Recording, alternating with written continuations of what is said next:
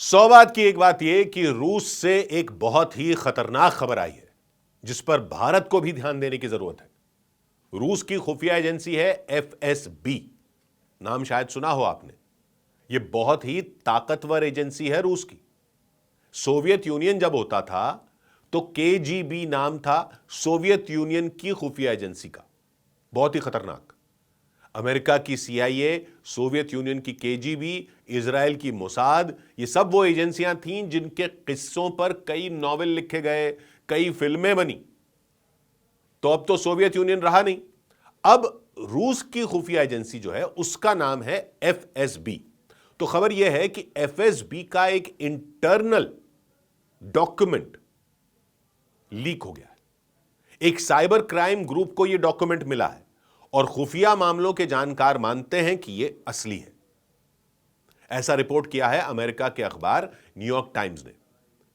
8 पन्नों का है टॉप सीक्रेट डॉक्यूमेंट। और क्या है इस टॉप सीक्रेट डॉक्यूमेंट में? कह रहे हैं कि इसमें रूस की खुफिया एजेंसी ने चेतावनी दी है कि रूस का असली दुश्मन कौन है? चीन। चीन चीन से सावधान रहने को कहा है रूस की खुफिया एजेंसी ने। दुनिया के सामने तो पुतिन और शी जिनपिंग की दोस्ती एकदम पक्की लगती है। रूसी चीनी भाई भाई टाइप लगता है। याद है आपको, चीन ने भारत को भी ऐसे ही धोखा दिया था। हिंदी चीनी भाई भाई का ड्रामा चल रहा था और युद्ध हो गया था। तो क्या रूस चीन की चाल समझ गया है और यह दोस्ती सिर्फ ऊपर ऊपर की है, दिखाने के लिए? रूस की खुफिया एजेंसी की रिपोर्ट कहती है कि चीन के जासूस रूस के यूक्रेन पर हो रहे अटैक की भी निगरानी करते हैं और स्टडी करते हैं कि यूक्रेन जिन अमेरिकी और पश्चिमी हथियारों से हमले करता है उनकी काट कैसे तैयार करनी है चीन को। यानी चीन यूक्रेन में भी अपना ही खेल खेल रहा है। रूस की खुफिया एजेंसी का लीक हुआ दस्तावेज कहता है कि चीन की खदान कंपनियां हैं आर्कटिक सागर में। वो रिसर्च के बहाने वहां काम करती हैं, लेकिन असल में वो चीन के जासूस हैं। और पेपर कहता है कि चीन की यूनिवर्सिटियों के जो रिसर्च सेंटर चल रहे हैं रूस में या पूरे इलाके में जगह जगह, वो सब असल में जासूसी के अड्डे हैं। रूस की खुफिया एजेंसी की रिपोर्ट चेतावनी दे रही है कि चीन रूस के साथ अपने बॉर्डर में कई इलाकों पर आगे चल के दावा ठोकने की तैयारी में यह सब कर रहा है। चीन रूस के इलाके पर अपना दावा ठोकेगा, यह रूस की खुफिया एजेंसी कह रही है। यानी बिल्कुल वैसे ही जैसे उसने भारत के साथ किया था। सीमा के इलाकों में आज भी वो यही करता रहता है, दावे ठोकता रहता है। साउथ चाइना सी में भी यही सब करता रहता है। यह चीन की फितरत है, यह भारत तो अच्छी तरह जानता है। लेकिन ऐसा चीन रूस के साथ भी करने की सोच सकता है, तो यह तो पुतिन को और रूस को देखने की जरूरत है। यानी चीन अब अपने आप को इतना ताकतवर मान रहा है कि वो रूस पर भी घात लगा सकता है। और न्यूयॉर्क टाइम्स की रिपोर्ट कहती है कि यह इतना सीरियस मामला है कि जब यूक्रेन युद्ध शुरू हुआ था फरवरी 2022 में, उससे ठीक 3 दिन पहले रूस ने क्या किया? रूस की खुफिया एजेंसी ने चीन की जासूसी बढ़ाते हुए एक नया मिशन लॉन्च कर दिया था, चीन की निगरानी करने के लिए। क्योंकि रूस ने भांप लिया था कि यूक्रेन में युद्ध होगा तो रूस का ध्यान यूक्रेन पर ज्यादा रहेगा, और इसका फायदा उठाकर चीन कहीं रूस के इलाकों पर ही नजर न बढ़ानी शुरू कर दे। यानी रूस को चीन पर भरोसा नहीं है। रूस चीन की फितरत को समझता है। रूस की खुफिया एजेंसी की रिपोर्ट कहती है कि जब से यूक्रेन से युद्ध शुरू हुआ है उसके बाद से चीन के जासूस रूस के कई रिसर्च संस्थानों में घुस चुके हैं और रूस की एजेंसियां ये जानती हैं और उन्होंने लगातार अपने वैज्ञानिकों वगैरह पर नजर बनाकर रखी है कि वो चीन के लोगों से क्या बात करते हैं, उनसे क्या शेयर करते हैं। चीन के लोगों से जो वहां रिसर्चर बने हुए हैं उनसे रूस के लोग क्या बात कर रहे हैं और चीन के जासूसों से क्या बात कर रहे हैं। रिपोर्ट कहती है चीन अपने ऐसे जासूसों पर भी भरोसा नहीं करता, अपने ही लोगों पर भरोसा नहीं करता। ये लोग जब वापस चीन जाते हैं तो हर बार सबसे पहले इनका लाई डिटेक्टर टेस्ट होता है। चीन अपने लोगों का लाई डिटेक्टर टेस्ट करता है जब वो चीन वापस आते हैं बाहर से। झूठ पकड़ने वाली मशीन वाला टेस्ट हर बार जब वो चीन लौटते हैं। और रूस के 20,000 छात्र हैं जो चीन में पढ़ते हैं। रिपोर्ट कहती है कि ये 20,000 छात्र, चीन उनकी पूरी जासूसी करता है, उनकी हर हरकत पर नजर रखता है, पूरी निगरानी होती है। रूस के जिन लोगों ने चीन की महिलाओं से शादी की हुई है, वो तो चीन के निशाने पर रहते हैं कि कैसे उनसे जासूसी करवाई जाए। यानी रूस की संस्थाओं के अंदर तक चीन घुसने की कोशिश में है। यह हाल उन दो देशों का है जिनकी दोस्ती दुनिया की नजरों में पक्की दोस्ती है। रूस की खुफिया एजेंसी के कागजों में चीन को लिखा गया है एनिमी।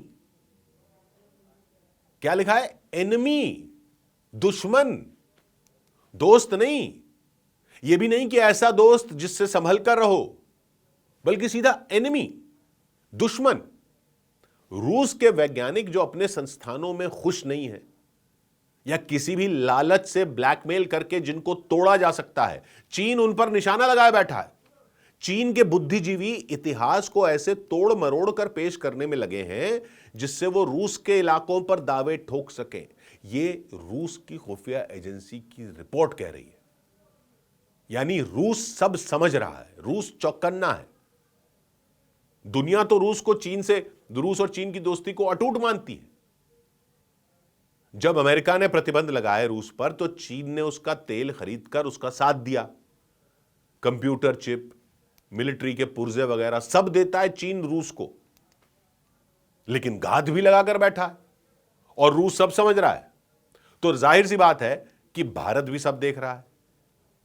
पाकिस्तान के साथ चीन है, यह तो पुरानी बात हो गई। अब तो यह भी आंकलन आने लगा है कि चाल चीन ही चल रहा है। पाकिस्तान के पास तो पैसे नहीं है, वो बिक चुका है। वो जो कर रहा है पीछे उसके चीन ही है। वो अपने फाइटर प्लेन और डिफेंस सिस्टम वगैरह क्या टेस्ट कर रहा था भारत में, भारत को उकसाकर। कई विशेषज्ञ मानते हैं कि ऑपरेशन सिंदूर में चीन अपनी टेस्टिंग कर रहा था।